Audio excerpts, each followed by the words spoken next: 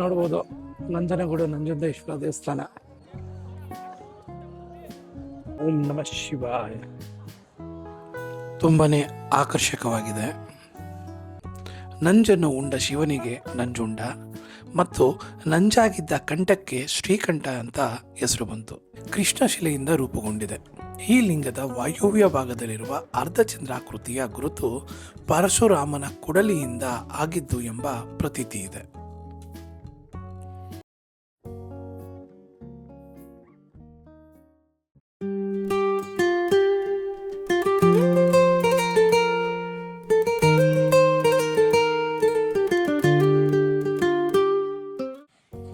ನಮಸ್ಕಾರ ವೀಕ್ಷಕರೇ, ಇಂದು ನಮ್ಮ ಮೈಸೂರಿನ ಪ್ರವಾಸ ಮುಂದುವರಿಸ್ತಿದ್ದೇವೆ. ಮೊನ್ನೆ ನಾವು ಚಿಕ್ಕದೇವರಾಯ ಸಾಗರ ಅಣೆಕಟ್ಟು ಹಾಗೂ ಎಡಮುರಿ ಫಾಲ್ಸ್ ನೋಡಿದ್ವಿ. ನಿನ್ನೆ ಚಾಮುಂಡಿ ಬೆಟ್ಟ ಹತ್ತಿದ್ವಿ. ಇಂದು ನಾವು ದಕ್ಷಿಣ ಕಾಶಿ ಎಂದೇ ಪ್ರಸಿದ್ಧವಾಗಿರುವಂತಹ ನಂಜನಗೂಡಿನ ಶ್ರೀಕಂಠೇಶ್ವರ ದೇವಸ್ಥಾನಕ್ಕೆ ಹೋಗ್ತಾ ಇದ್ದೀವಿ. ಬನ್ನಿ ಹೋಗಿ ದೇವರ ಕೃಪೆಗೆ ಪಾತ್ರರಾಗೋಣ. ಇದು ಮೈಸೂರಿಂದ ಸುಮಾರು 23 ಕಿಲೋಮೀಟರ್ ಅಂತರದಲ್ಲಿದೆ. ನಂಜನಗೂಡು ಕಪಿಲ ನದಿಯ ದಂಡೆಯಲ್ಲಿರುವ ಒಂದು ಪ್ರಮುಖ ಧಾರ್ಮಿಕ ಹಾಗೂ ಐತಿಹಾಸಿಕ ಪಟ್ಟಣ. ಈ ನಂಜನಗೂಡು ದೇವಸ್ಥಾನ ಕರ್ನಾಟಕದಲ್ಲಿ ಒಂದು ಅತಿ ದೊಡ್ಡ ದೇವಸ್ಥಾನಗಳ ಸಾಲಲ್ಲಿ ನಿಲ್ಲುತ್ತೆ. ಕಾರಣ ಇದು ಸುಮಾರು 52,000 ಚದುರ ಅಡಿ ವಿಸ್ತೀರ್ಣ ಹೊಂದಿದ್ದು, ಆ ಆಲಯದ ಉದ್ದ 380 ಅಡಿ ಮತ್ತು ಅಗಲ 168 ಅಡಿ ಇದೆ. 146ಕ್ಕೂ ಹೆಚ್ಚು ಕಂಬಗಳ ಆಲಯ ಇದಾಗಿದೆ. ನಾವೀಗ ನಂಜುಂಡೇಶ್ವರ ದೇವಸ್ಥಾನಕ್ಕೆ ಬಂದಿದ್ದೀವಿ. ತುಂಬಾನೇ ರಶ್ ಇದೆ. ನೋಡ್ಬೋದು, ನಂಜನಗೂಡು ನಂಜುಂಡೇಶ್ವರ ದೇವಸ್ಥಾನ.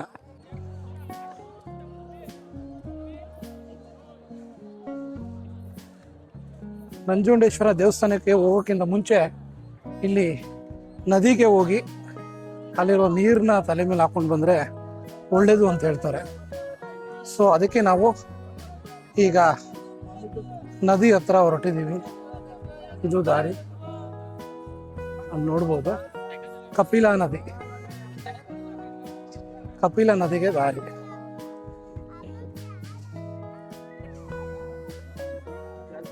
ಇಲ್ಲಿ ಶಿವನ ಒಂದು ಬೃಹತ್ ಪ್ರತಿಮೆ ಇದೆ. ಓಂ ನಮಃ ಶಿವಾಯ.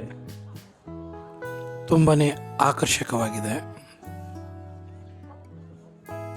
ಕಪಿಲ ನದಿ ಕಾವೇರಿಯ ಉಪನದಿ. ಇದು ಈಶ್ವರನ ಮುಕ್ಕುಟದಿಂದ ರಕ್ತಮಣಿ ಬಿದ್ದಂತಹ ಸ್ಥಳ ಅಂತೆ. ಅದಕ್ಕೆ ಇದನ್ನು ಮಣಿಕರ್ಣಿಕಾ ತೀರ್ಥ ಅಂತ ಕರೀತಾರೆ. ವೃಶ್ಚಿಕ ಮಾಸದಲ್ಲಿ ಎಲ್ಲ ಪುಣ್ಯತೀರ್ಥಗಳು ಈ ಕಪಿಲೆಯಲ್ಲೇ ಸೇರುತ್ತವೆ. ಆ ಸಮಯದಲ್ಲಿ ಇಲ್ಲಿ ಸ್ನಾನ ಮಾಡೋದರಿಂದ ಸಕಲ ತೀರ್ಥಗಳಲ್ಲೂ ಮಿಂದ ಪುಣ್ಯ ಬರ್ತದೆ ಅಂತ ಪುರಾಣಗಳು ಹೇಳ್ತವೆ. ದೇವಸ್ಥಾನಕ್ಕೆ ಹೋಗಿ ದೇವರ ದರ್ಶನ ಮಾಡೋಕ್ಕಿಂತ ಮುಂಚೆ ಇಲ್ಲಿ ಮಿಂದು ಹೋದರೆ ತುಂಬ ಶ್ರೇಷ್ಠ ಅಂತ ಹೇಳ್ತಾರೆ.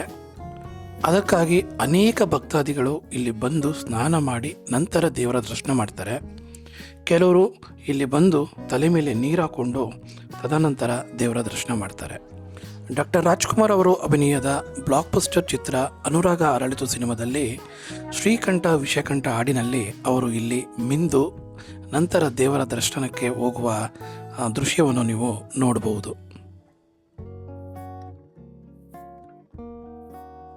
ಅಷ್ಟೇ ಅಲ್ಲದೆ ಈ ನದಿಯಲ್ಲಿ ಬೋಟಿಂಗ್ ಸಹ ಮಾಡಬಹುದು.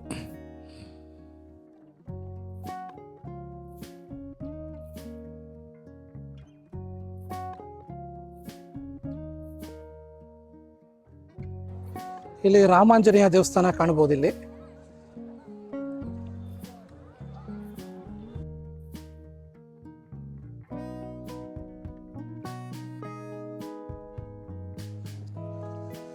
ಇಲ್ಲಿ ಎಲ್ಲ ಅಂಗಡಿ ಮಳಿಗೆಗಳಿವೆ.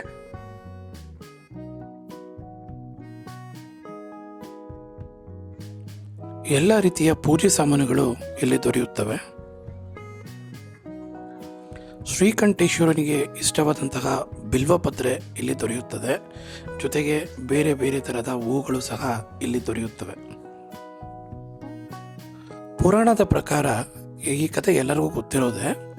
ಸಮುದ್ರ ಮಂಥನದ ಸಮಯದಲ್ಲಿ ದೇವತೆಗಳು ಮತ್ತು ರಾಕ್ಷಸರು ಮಂಥನ ಮಾಡ್ತಿದ್ದಾಗ ಮೊದಲೇ ಬಂದಿದ್ದು ವಿಷ. ಇದರ ತಾಪ ತಾಳಲಾರದೆ ಪ್ರಪಂಚ ನಾಶ ಆಗ್ತಿರಲು ಶಿವನು ಆ ನಂಜನ್ನು ಕುಡಿದಾಗ ಮಾತೆ ಪಾರ್ವತಿ ಆ ನಂಜನ್ನು ಶಿವನ ಕಂಠದಲ್ಲೇ ಬಂಧಿಸುತ್ತಾಳೆ.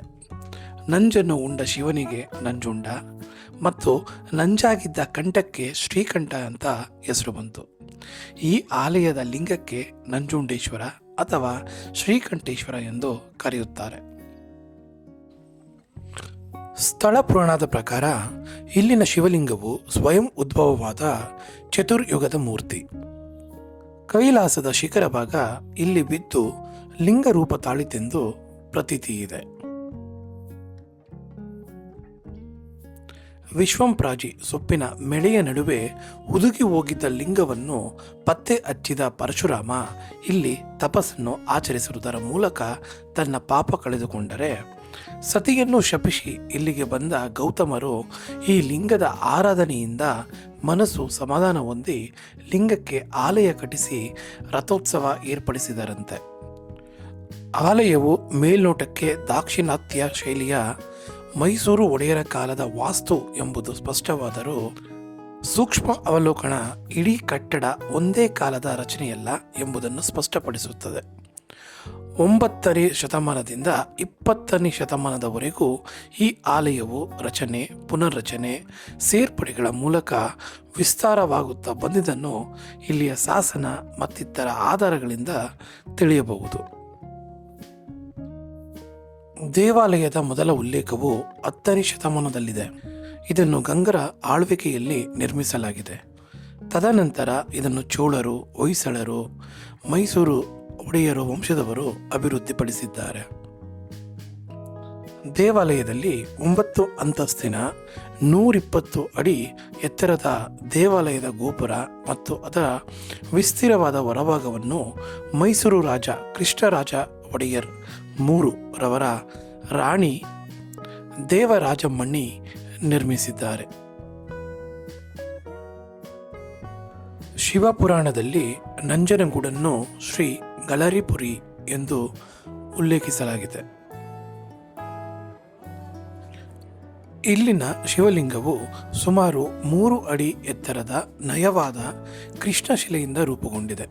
ಈ ಲಿಂಗದ ವಾಯುವ್ಯ ಭಾಗದಲ್ಲಿರುವ ಅರ್ಧಚಂದ್ರಾಕೃತಿಯ ಗುರುತು ಪರಶುರಾಮನ ಕೊಡಲಿಯಿಂದ ಆಗಿದ್ದು ಎಂಬ ಪ್ರತೀತಿ ಇದೆ.